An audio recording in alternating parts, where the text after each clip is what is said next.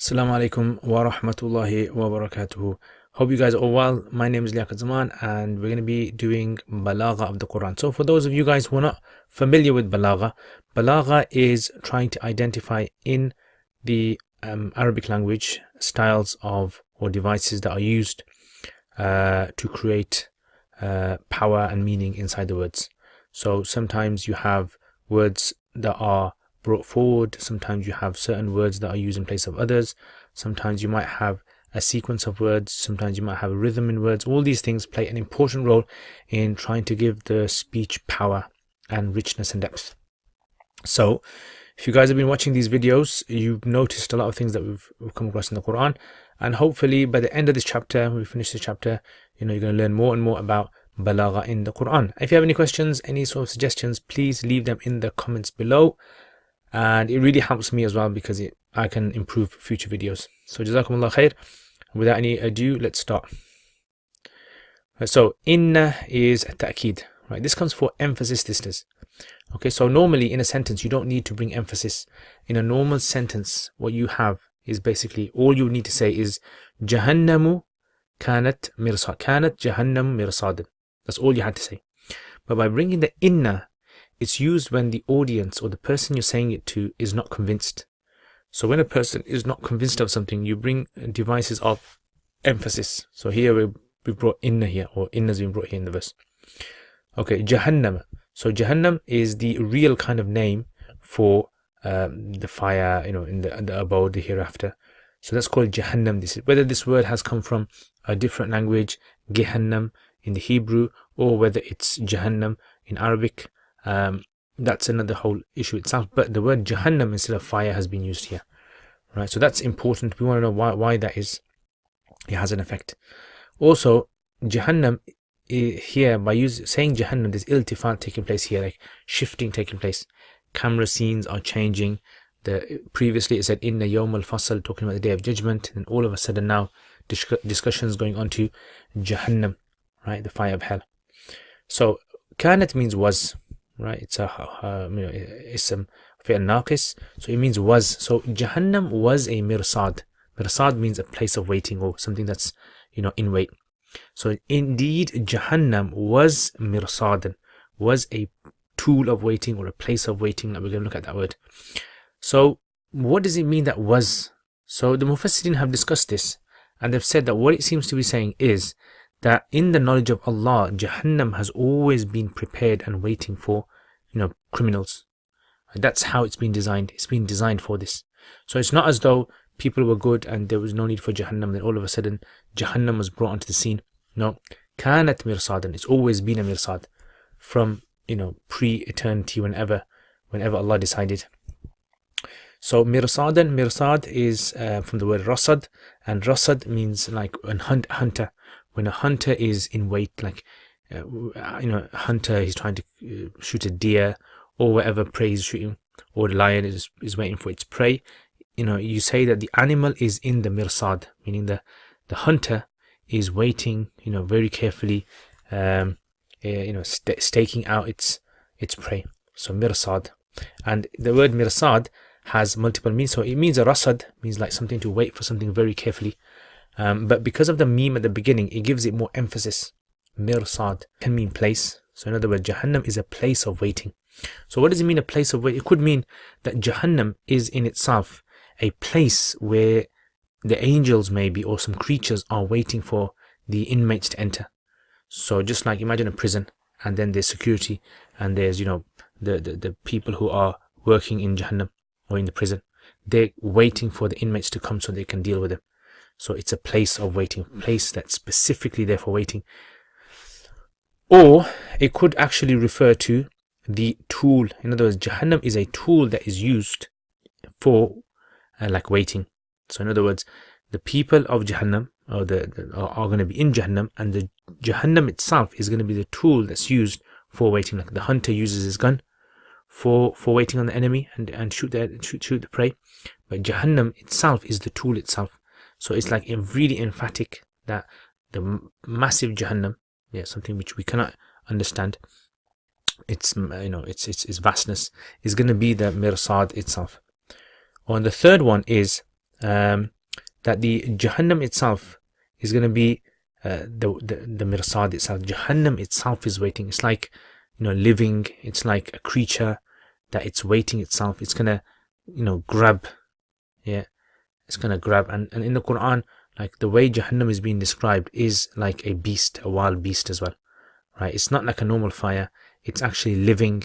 It seems to be breathing. It gives out, wild, terrifying sounds.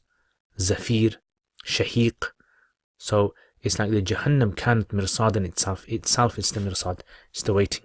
The one that is waiting for the inmates to swallow them up, to take them in. So, inna Jahannam kanat mirsadan. So those are some of the devices that are being used over here.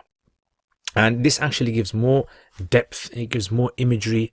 It kind of shows Jahannam, personifies Jahannam as well. There's also repetition that's being used here, because remember previously we said inna yawm al-fasli kana miqata. So it's a very similar structured sentence over there. Inna yawm al-fasl kana miqat, inna Jahannam kanat mirsada. So the inna you have there, the kana you have there. Next you have lit-taghina ma'aban. So lit-taghina is actually, it can be for taqdeem, brought forward from ma'aban, or it can actually be connected to the previous word mirsad, continuing on. So there's two possibilities over here. And if you look at the translation, if we take the blue one, continue, then it means this mirsadan, it is a waiting, whatever that means, place or tool or itself, for the taghin. Taghin means those people who are transgressors, right? So it's waiting for them. So it's mirsadan specifically for the taghin. And if we take the other one, it's lit taghina ma'aban. Jahannam is a place of return, an abode where people return. People normally return back to work after a long tiring day. They go back home to rest. So Jahannam is going to be for the taghin, and the taghin only.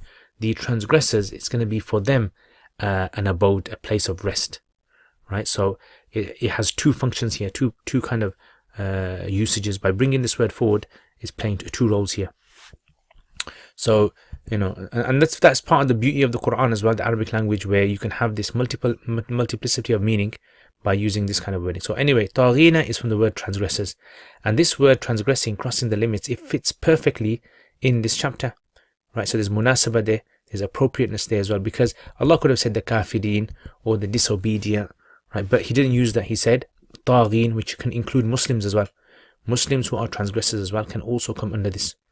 And it's interesting because ma'ab is like a place where you normally take a rest. You return there after a long days of work, you come back home, you have a rest. So it's kind of contrasting taghin, people who transgress limits, with rest. So you don't get that. You don't get people who are criminals, evil. They don't really have rests.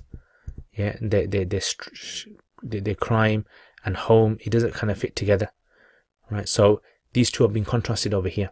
So the place of rest is the home, and criminals don't really get rest in life, right? They're always, doing bad things, and they're causing problems for people, even for themselves. So this is why here the ma'aban being used over here, you can say it's what we call istihza'an. It's like sarcastic, in a sarcastic way, that these people who have been causing lots of crime on earth, transgressing the limits on earth, harming people, killing people, murdering, and etc. These people, don't worry about them. Their home is going to come. Their abode is going to be Jahannam, which is specifically waiting for these people. It's like meticulously, at the airport, when the border control is looking for a specific person, they're just waiting for him to get off the plane so they can just grab him. So this is what it's like. It's a ma'aban for them, right? So lit-taghina ma'aban. So it's used in this istihza'an way. So because the rest itself, like Jahannam, is not supposed to be a place of rest. It's supposed to be a place of torture. So rest and torture don't really fit together in this context. And this is something which is part of the Arabic language, part of the beauty of the Arabic language, that it uses the normal day-to-day language that the Arabs understand. Okay, labithina has munasabah, has appropriateness with ma'aban, because at home you rest and you stay there. So lubth, you stay in a place for a while, and ma'ab, home, is like that. So it fits in perfectly there. Fiha is like a vessel inside. They're going to be inside of it, right? So being inside of it shows that getting out is going to be difficult. So it's not going to be on top of Jahannam. They actually be inside of Jahannam, like a vessel. Water inside of a vessel, or something inside of a vessel, going to be stuck inside of it. So labithina fiha ahqaban, for long periods of time. Now, ahqab is the plural of hiqba, and hiqba actually is something which is appropriate or spending a long time. It fits in with labith, because labithin, it means to stay in a place, and ahqab, hiqba, it means a long period of time. So this word also comes in other places in the Quran. Or amdiya huquba in Surah Kahf. So ahqaban, they say, is possibly indication that they're going to have multiple time periods, layers of time periods. So they're going to have like a sentence on top of a sentence on top of a sentence on top of a sentence, like a criminal does in this world. He's committed multiple crimes, so each crime has a separate sentence for it. So maybe what it could be referring to is the multiple sentences that a person will be given. So it's like it's you know, if a person said, if there's a criminal and he's committed 50 crimes, and you just give him one penalty, you say, right, you're going to be in prison for this period of time, then, you know, it kind of makes it feel easy for them that they just have to finish the time and they're out. But if you say to them, you're going to have a multiple periods of time, every time one period of time ends, another one's going to start, right? This makes it more burden, psychological. This is more psychological torture. So labithina fiha ahqaban, hiqbatan after hiqbatan after hiqbatan. You know, each time one seems to be ending, another one starting, right? And it's lots of psychological torment they're going through. So this is for these people. This is a type of crime. And ahqaban fits in with ma'aban as well. So there's munasabah there, munasab labithin and munasab ma'aban, because it's the home and the place where the person stays, right? So these are many of the words that we have in this chapter. Anyway, so let's write down the balagha. So the balagha points here, we have ta'keed, emphasis that's being used, and the emphasis is because normally you wouldn't need to use it, but you only use it when the audience, you know the audience that Allah is speaking to is a people who are who are not convinced, who are not believing. So by bringing this, you're trying to say to them, like normally we would try, if we're trying to convince someone, we use certain words like surely, indeed, wallahi, you have to believe me, right? Or we stretch our words. Number 2 is we have the usage of munasabah very frequently in this chapter, right? So munasabah, always called iltifat, i'tilaf rather. I'tilaf is being used here. The kalam like mu'talaf. Number 3, we also have here tashbih being used. So Jahannam is like a mirsad. It's been described like one very powerfully, very strongly. Tashbih baligh. Multiple different meanings of the words as well being used over here. Number 5, we have majaz being used as well. So was, it was, in other words, it is. Okay, iltifat, right? So we have iltifat, Jahannam. Previously we had the topic of the Day of Judgment. Now all of a sudden we're shifting towards Jahannam. Number 7 rather is tikrar, repetition. So we have the repetition that's being used in the Yawm al-Fasli. The kind of words are being repeated again, or that sort of like, you know, expression is being repeated again, trying to, you know, hammer home this idea. Taqdeem, bringing words forward. Taghin, lit taghin as brought forward. Ma'aban lit taghin, if you take that aspect of it. And also you have I mean, you can look at the word mirsadan as well, and you can say it has, you know, multiple different usages. Idhar, so that the word taghin is being explicitly stated. Allah could have said lahum ma'aban, for them is going to be a ma'ab, for them, knowing that we're talking about some evil people who have committed crimes. But Allah deliberately, He shows, He expresses deliberately who they are, right, for more seriousness. Sometimes when you're speaking to someone, so previously it said ta'tuna, you will come afwajan, in groups, large armies. Could have just said lahum ma'ab, and it's going to be for them a ma'ab. But by bringing it again, it's like kind of, you know, embarrassing or making scaring the criminal by repeating their names or who they are and what they've done, what the crime they've done is, which is tughyan, transgressing the limits excessively, causing problems on earth. Istihza, number 10, like we said, the sarcasm that's being used here by bringing home and bringing, you know, the transgression that they've done. Number 11 is you also have dibaq, contrasting here. So you have tughyan, committing severe crime, transgression, and then it's being contrasted with home, and home brings rest and peace and, you know, home sweet home, whereas for them it's not really going to be a home. Okay, number 12, you also have in this chapter repeated time and time again ta'keed, right? So we've done that already, so that's done. Fawasil, number 13 is fawasil. Okay, so fawasil, mirsada, ma'aba, ahqaba, and then 14 finally is mubalagha. So taghin, Allah could have used another word. He could have said kafirin, or those who are asin, or musiin. But he used taghina here because the whole of this chapter, if you notice, it's using words which are very like you can say excessive words. Naba instead of khabar is being used here. Mihadan is used for the earth instead of mahdan, and so forth. Okay, so it's a kind of very common theme that's being used over here. Anyway, so these are some of the points that come to my mind. I mean, if there's anything that I've missed, or maybe you can see, you can bring that as well, put it in the comments as well, so that other people can benefit from this and I can benefit. Anyway, the chapter started off with amma yatasaalun, and then it moved on to talking about those who are mukhtalifun, right? They're differing, they're continuously differing. Then it talked about all those kind of signs of Allah, that Allah has created everything, that why can't you contemplate on Allah's signs? And then it talks about the day of judgment coming, that all of this is really in preparation, it's a precursor for the day of judgment coming. And the day of judgment is actually going to result in people, actually criminals, being sentenced to Jahannam. And what is Jahannam? The reality of Jahannam is this, as in this is something that you should really be worried about, you should really be concerned about Jahannam, because this is not like a joke. This is actually something very serious, that is an actual reality. This is so. Jahannam is the mukhtalifuna seems to be indicating that they are the ones that are causing problems on earth, and they are the ones that are going to end up in Jahannam. Anyway, so I hope you guys benefit from this. If you have any sort of questions on this kind of chapter or anything else, let me just repeat the translation. So, inna Jahannam kanat mirsada. Indeed, Jahannam was mirsad, place of waiting. Now see, if I translate it like that, you can't capture the richness of those words. But if I explain it to you, you yourself can see some imagery in your head. لِلطَّاغِينَ مَآبًا. So for the taghin, for those who are transgressors, a place of ma'ab, a place of rest. Or you can say inna jahannama kanat mirsadan wa kanat ma'aban. And it's also a ma'aban. It was a ma'aban for the taghin. It's always been a ma'aban. That's how it's been.